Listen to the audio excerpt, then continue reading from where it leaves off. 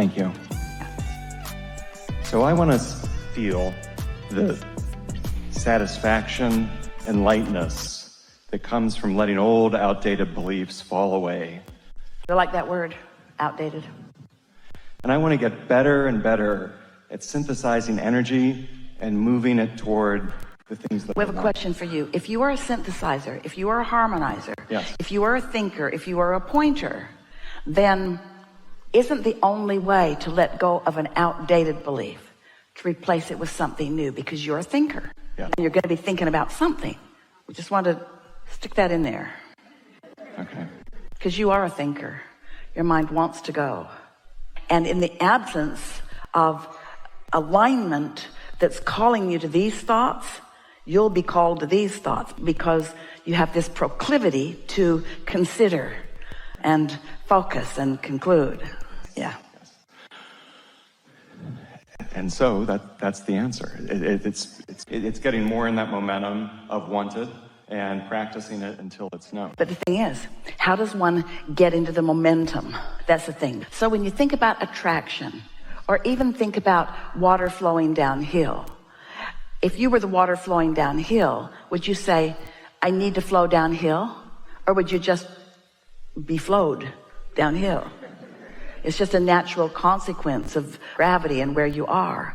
In the absence of the thought that is resistant to the natural flow, that momentum will just take you there. It's attraction. And so this is really good. This is really a good conversation you're stirring up here. It's attraction, attraction, attraction, attraction, attraction. Yeah? And your inner being is an attractor, attractor, attractor, attractor, attractor. Yeah? So your inner being is gathering cooperative components. Let's call that momentum. And if you're not thinking opposing thoughts, then you're going to be part of your inner being's attraction. Yeah? So, are you being manipulated by your inner being? No. Why? Because you put it there. You focused here and created this. Your inner being focused here with emphasis and is now calling you to that. So we're just wanting to clarify that one small word that you used is a big word, but we really want to clarify this one small point. It's a big point, but we really want to clarify this. Momentum isn't something you do, it's something that you allow. Law of attraction is the momentumizer, not you. You're the focuser, which allows you to flow in the direction. You're under the influence of something. What is it? Your desires or beliefs. And when desires and beliefs are in the same place, that's pretty strong attraction, yes? This is new stuff to think about, isn't it? New way of thinking about that stuff. We knew you'd like that because you really like to chew on things. Thank you very much. That's Enough? awesome. I think I'm good. Really, for sure? I mean, I would love to continue the energy here of momentum because I felt that move within me when you said it. Let's do it then. All right. So maybe we could go back and forth and I could start. Yeah. So I love this new understanding that you gave me about allowing the momentum and being in the flow of it and allowing things that I want to continue to increase. Hold the thought. We know you can. It's like when people say, I'm learning to use the law of attraction. We say, you're not using the law of attraction. The law of attraction is using you. You don't use gravity either. It's happening around you. But you do have some things that you try to do that make you struggle in the natural flow of things. And that's what causes you to have negative emotion. Because ultimately, it's all turning out good for you. All right. We interrupted you. Find your place? So things are turning out well for me. Yeah. And they're continuing to get better and better. And I love what I know and what you're illustrating for me as I continue to build toward what I want. It is so much fun to understand how it works and then be a deliberate cooperative component within it. And when you come to trust the goodness of your inner being and the personalness of what it is calling you toward because you put it there, then you get to be that deliberate creator and that allower of what you've created all at the same time. And then as you allow these thoughts to turn to things and the manifestations to explode into your world, you get to feel the thrill that your inner being feels over the successful creation that you have accomplished. This is a little bit of a tricky conversation, and you've been following it extremely well. This is the trickiness of the conversation. It's all you that we're talking about, but it's different aspects of you. So we refer to your inner being and refer to you, and what our entire desire is to bring you together with your inner being. But you said, well, I said that I would separate ever so slightly from what my inner being knows, and I would be the pioneer that would go out to discover new nuggets. So I'm branching out into a step one moment, and I'm finding something that I want.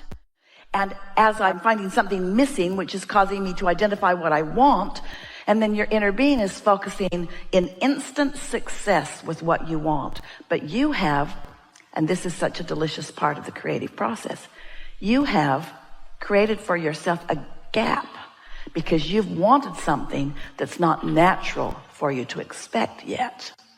Because most humans only naturally expect what they've already seen. So they don't expect miracles. They don't expect things to be really different. They only expect what they've already seen. But your inner being knows that if you want it, it is done. And your inner being stands there knowing that knowing. And so as you practice letting go of the thoughts that don't feel good and allowing the thoughts that do feel good, you come into that knowing, and then you get to experience the incremental releasing of resistance, which is what relief feels like to you. But then the momentum of it goes greater and greater, from relief of letting go of resistance to the thrill of momentum building, to the thrill of the momentum building enough that it must manifest into something that you can see and hear and smell and taste and touch.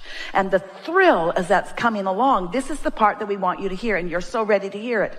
We want you to be thrilled for the emotion, and thrilled for this emotion, and thrilled for this emotion and this insight, not just wait to be thrilled when the manifestation happens. Because there's always going to be another steady stream of things in the pipeline over which you can be thrilled.